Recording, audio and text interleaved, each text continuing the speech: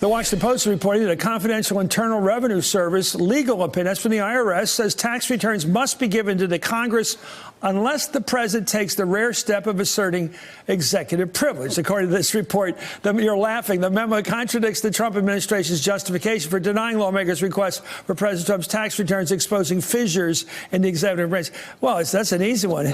That's an easy one. He's just going to determine executive privilege here. By the way, what has it got to do with? I always thought of executive privilege as Nixon meeting with Kissinger in the back room talking China policy. What has this got to do with the matters of state? Well, it has nothing to do with it. And of course, this president doesn't have any idea how government works. He never stopped to learn it. He obviously never took a civics course, doesn't know what it says in the Constitution.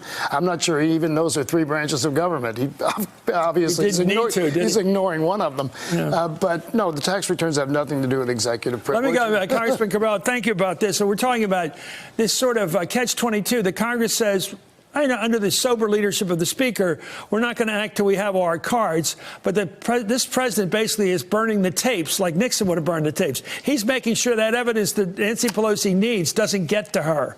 So how do you get out of this catch-22? Well, that's the issue here, Chris, right? We have the facts and the evidence and then the politics. Who's and Nancy Pelosi is in a difficult position. This is going to be the greatest test of her speakership this term. She has to balance the competing interests between members that represent deep blue districts, those members that are most motivated by the Democratic base, and then those members in her caucus who are the majority makers, who represent the swing districts. Oftentimes we saw John Boehner in this predicament. Paul Ryan was certainly in it. Now it's Nancy Pelosi's turn.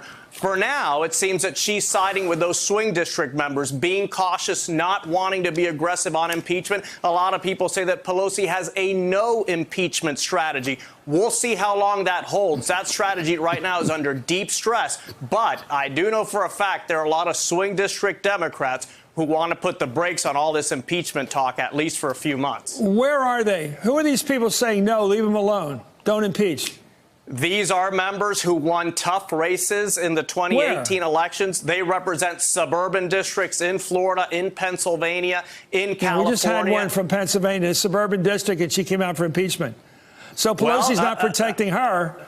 I do think that the momentum in recent days is toward impeachment, but I do know also that there are a lot of swing district Democrats who aren't ready to go there yet.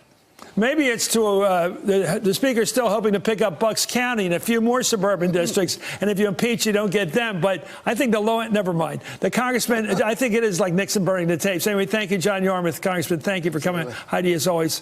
And former Congressman Carlos Cabral, thank you for that. Hey there, I'm Chris Hayes from MSNBC. Thanks for watching MSNBC on YouTube. If you want to keep up to date with the videos we're putting out, you can click subscribe just below me or click over on this list to see lots of other great videos.